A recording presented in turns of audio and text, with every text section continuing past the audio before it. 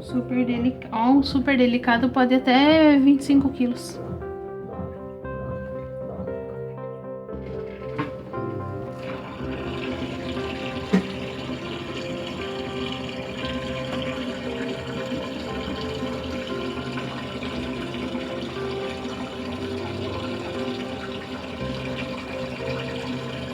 Abre a tampa aí.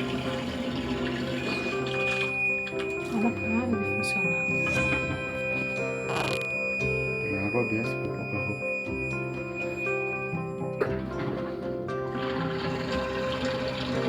Ela vai simplificar.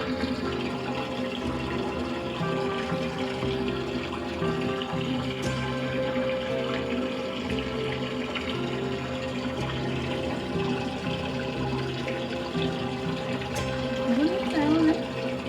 Você gostou? Fiz uma boa compra? Se ela fizer todas aquelas coisas que estão lá no vídeo, tá ótimo. Só de pensar que a gente vai poder lavar as cobertas em casa, né? Já dá pra pôr algumas aí já. Se não tivesse sol pra secar de uma vez.